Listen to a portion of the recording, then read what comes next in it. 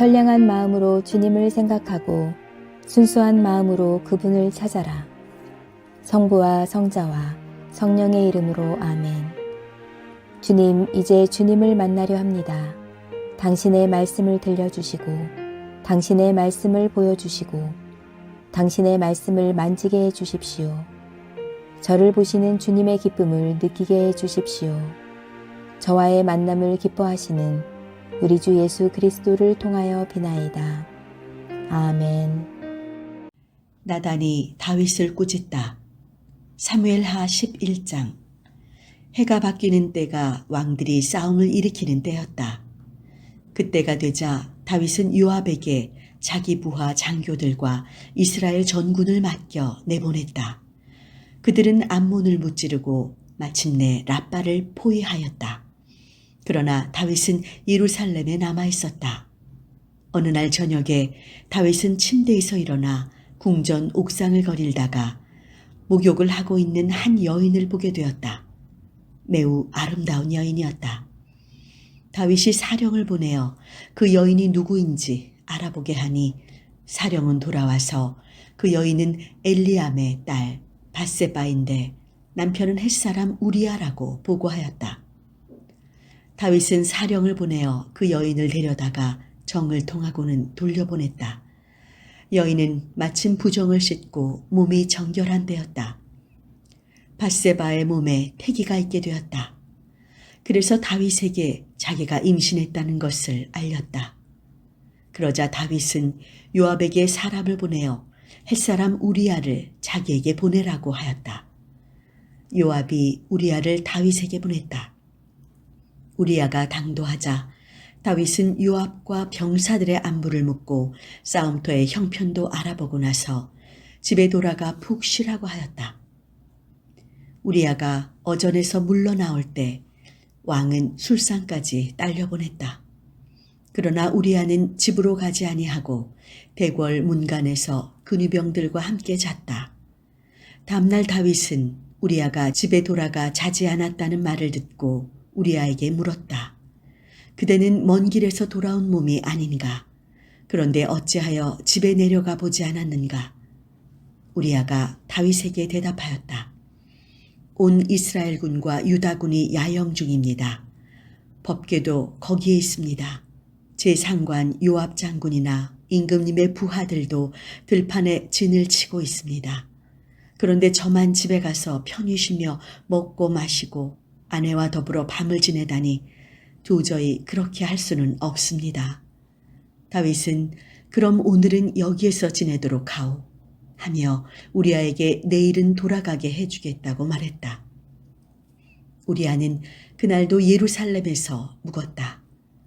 다음 날 다윗은 우리아를 불러들여 한 식탁에서 먹고 마시게 하여 그를 흠뻑 취하게 만들었다. 우리아는 그날 저녁에도 어전에서 물러나와 집으로 돌아가지 아니하고 근위병들과 함께 잤다. 날이 밝자 다윗은 요압 앞으로 편지를 써서 우리아에게 주어 보냈다. 다윗은 그 편지에 이렇게 썼다. 우리아를 가장 전투가 심한 곳에 앞세워 내보내고 너희는 뒤로 물러나서 그를 맞아 죽게 하여라. 요압은 성을 지켜보고 있다가 강병이 지키고 있는 데를 알아내어 그곳으로 우리아를 보냈다. 그러자 그 성에서 적군이 나와 요압의 군대를 쳤다. 다윗의 부하들은 쓰러지고 햇사람 우리아도 죽었다. 요압은 다윗에게 전황을 보고할 전령을 보내면서 이렇게 지시하였다. 이번 싸움의 보고를 드리면 왕께서 화를 내시며 어쩌자고 그렇게까지 성에 가까이 쳐들어갔었느냐. 성벽에서 화살이 날아올 줄도 몰랐느냐. 여룻베셋의 아들 아비멜렉이 누구의 손에 죽었느냐. 데베스 성벽 위에서 어느 하잘것없는 한 계집이 내려던진 맷돌에 맞아 죽지 않았느냐. 그런데 어찌하여 성벽 가까이 갔었느냐 하고 꾸짖으실 것이다. 그때 너는 왕의 부하 햇사람 우리아도 죽었다고 아뢰어라. 전령은 길을 떠나 다윗에게 와서 요압이 이른 대로 보고하였다. 그러자 다윗은 화를 내며 전령에게 호통을 쳤다. 어찌하여 그렇게까지 성에 가까이 쳐들어갔었느냐? 적군이 성벽에서 화살을 쏘아댈 줄도 몰랐더냐? 여룻베셋의 아들 아비멜렉이 누구의 손에 죽었느냐?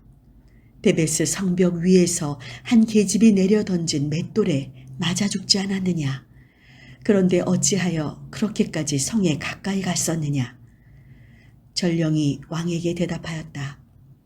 적군이 들에까지 나와 우리를 몰아대기에 우리도 마주나가 놈들을 쫓다 보니 성문 가까이까지 쳐들어가게 되었습니다. 그때 성 위에서 활을 쏘아대는 바람에 임금님의 근위병도 몇이 죽었고 임금님의 부하인 햇사람 우리아도 죽었습니다. 이 말을 듣고 다윗은 전령에게 말하였다. 요압에게 돌아가거든 이렇게 일러라. 전장에서는 누구든지 죽을 수 있는 것이니 이 일로 걱정하지 말고 힘을 다하여 기어이 그 성을 공격하여 함락시키시오. 이런 말로 그에게 용기를 주라고 하였다.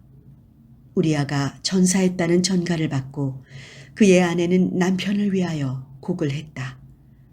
곡하는 기간이 지난 다음 다윗은 예를 갖추어 그 여인을 궁으로 맞아들여 아내로 삼았는데 그의 몸에서 아들이 태어났다.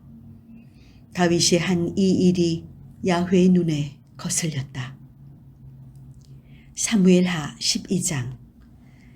야훼께서 예언자 나단을 다윗에게 보내셨다. 나단은 다윗을 찾아와 이런 이야기를 하였다. 어떤 성에 두 사람이 살고 있었는데 한 사람은 부자였고 한 사람은 가난했습니다. 부자에게는 양도 소도 매우 많았지만 가난한 이에게는 품삯으로 얻어 기르는 암컷 새끼 양 한 마리밖에 없었습니다. 그는 이 새끼 양을 제 자식들과 함께 키우며 한 밥그릇에서 같이 먹이고 같은 잔으로 마시고 잘 때는 친딸이나 다를 바 없이 품에 안고 잤습니다. 그런데 하루는 부잣집에 손님이 하나 찾아왔습니다. 주인은 손님을 대접하는데 자기의 소나 양은 잡기가 아까워서 그 가난한 집 새끼 양을 빼앗아 손님 대접을 했습니다. 다윗은 몹시 괘씸한 생각이 들어 나단에게 소리쳤다. 저런 죽일 놈, 세상에 그럴 수가 있느냐? 그런 인정머리 없는 짓을 한 놈을 그냥 둘 수는 없다. 그 양 한 마리를 4배로 갚게 하리라. 그때 나단이 다윗에게 말하였다. 임금님이 바로 그 사람입니다. 이스라엘의 하느님 야훼께서 이렇게 말씀하셨습니다. 나는 너를 사울의 소나기에서 빼내어 기름을 붓고 이스라엘의 왕으로 삼았다. 나는 내 상전의 딸과 아내들까지 내 품에 안겨주었다. 나는 온 이스라엘과 유다의 딸들까지 너에게 주었다. 그래도 모자란다면 어떤 여자든지 더 주었을 것이다. 그런데 어찌하여 너는 나를 얕보며 내 눈에 거슬리는 짓을 했느냐? 너는 햇사람 우리아를 칼로 쳐 죽였다. 안몬군의 칼을 빌어 그를 죽이고 그의 아내를 빼앗아 내 아내로 삼았다. 네가 이렇게 나를 얕보고 햇사람 우리아의 아내를 내 아내로 삼았으니 너의 집안에는 칼부림 가실 날이 없으리라. 야훼께서 또 이렇게 말씀하셨습니다. 바로 내 당대의 재난을 일으킬 터이니 두고 보아라. 네가 보는 앞에서 내 계집들을 끌어다가 딴 사내의 품에 안겨주리라. 밝은 대낮에 내 계집들은 욕을 당하리라. 너는 그 일을 쥐도 새도 모르게 했지만 나는 이 일을 대낮에 온 이스라엘이 지켜보는 앞에서 이루리라. 내가 야훼께 죄를 지었소. 다윗이 이렇게 자기 죄를 고백하자 나단이 말하였다. 야훼께서 분명 임금님의 죄를 용서해 주실 것입니다.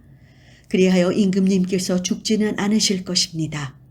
그러나 임금님께서 야훼를 얕보셨으니 우리아의 아내가 낳게 될 아이는 죽을 것입니다. 나단은 이 말을 남기고 집으로 돌아갔다. 야훼께서 우리아의 아내가 다윗에게 낳아준 아이에게 중병을 내리셨다. 다윗은 식음을 전폐하고 베옷을 걸친 채 밤을 새우며 어린 것을 살려달라고 맨 땅에 엎드려 하느님께 애원하였다. 늙은 신하들이 둘러서서 일어나라고 했으나 그는 일어나지도 아니하고 더불어 음식을 입에 대려고도 하지 않았다. 아기는 마침내 7일 만에 숨을 거두었다. 그러나 신하들은 다윗에게 아기가 죽었다는 것을 차마 알리지 못하고 수군거렸다. 아기가 살아있을 때에도 우리 말을 듣지 않으셨는데 아기가 죽었다는 사실을 알려드리면 무슨 변이 생길지 모른다. 그러나 다윗은 신하들이 수군거리는 것을 보고는 아이가 죽었음을 알아채고 아기가 죽었느냐고 물었다. 신하들이 그렇다고 대답하자 다윗은 땅에서 몸을 일으키더니 목욕을 하고 몸에 기름을 바르고 깨끗한 옷으로 갈아입고 야훼 전에 들어가 예배를 올렸다. 그리고는 집에 돌아와 음식을 차려오게 하여 먹기 시작하였다. 신하들이 물었다. 아기가 살아계실 때에는 잡수시지도 않고 아기 생각만 하며 우시더니 막상 아기가 돌아가시자 일어나셔서 음식을 드시니 어찌 된 일이십니까? 그가 대답하였다. 그 애가 살아있을 때 굶으며 운 것은 행여 야훼께서 나를 불쌍히 보시고 아기를 살려주실까 해서였소. 아기가 이미 죽고 없는데 굶은들 무슨 소용이 있겠소. 내가 굶는다고 죽은 아이가 돌아오겠소. 내가 그 애한테 갈 수는 있지만 그 애가 나한테 돌아올 수는 없지 않소. 다윗이 아내 밧세바를 위로하여 잠자리를 같이 하니 밧세바가 아들을 낳아 이름을 솔로몬이라 하였다. 야훼께서 그 아이를 사랑하셨다. 야훼께서 예언자 나단을 보내시어 당신이 사랑하는 아이라 하여 여디디아라는 이름을 내리셨다. 요압은 암몬 사람들의 랍바성을 공격하여 여울목을 지키는 성까지 점령하였다. 그는 전령을 보내어 다윗에게 보고하였다. 랍바를 공격하여 여울목을 지키는 성까지 쳤으니 이제 임금님께서 남은 병력을 몰고 오시어 이 성을 함락시키십시오.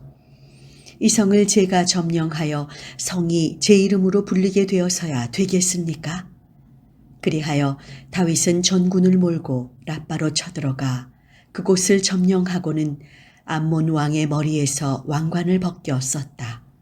그 관은 금만 해도 무게가 1달란트나 되었고 값진 보석들이 박혀 있는 것이었다. 다윗은 그 성에서 아주 많은 전리품을 취하고 성 안의 백성들은 데려다가 톱질, 곡괭이질, 도끼질, 벽돌 굽는 일 등을 시켰다. 다윗은 암몬 사람들의 여러 성을 이렇게 휩쓸고 나서 전군을 거두어 예루살렘으로 돌아왔다. 성당 건축을 위해 기도합시다. 성당을 위해 헌신했던 신자들의 기도에 신실하게 응답해 주신 거룩한 주님께 감사나이다. 켜켜이 쌓인 기도들이 모여 이제 성당 건축을 통해 새로운 선교 역사를 만들 기회를 주시니 또한 감사나이다. 주님, 우리에게 교회의 새 역사를 쓸 힘과 용기를 주옵소서. 새로운 성당을 통해 하나님 나라와 이웃을 위한 거룩한 교회가 되는 큰 꿈을 품게 하소서. 이 성당을 통해 교회가 마을의 존경을 받으며 지역을 위한 생명수가 되게 하소서. 우리는 부족하고 나약합니다. 폭풍우가 몰아치면 불안에 떨던 제자들과 같습니다. 건축의 가정들이 무척 어렵고 힘듭니다. 다양한 입장과 이해들이 존재합니다. 그러기에 고요하고 잠잠해져라 말씀하신 당신의 말씀에 귀를 기울입니다. 주님 믿고 신뢰할 때 당신은 우리를 무사히 호수 건너편으로 인도하실 것을 믿습니다. 우리가 서로를 더 뜨겁게 사랑하게 하소서. 이해와 협력 속에 주님의 지혜와 방법으로 하나가 되게 하소서. 우리의 마음과 정성을 모아 소중한 기회와 꿈을 주신 주님께 기도하게 하소서. 성전의 모퉁이 돌 대신 예수 그리스도의 이름으로 기도하나이다.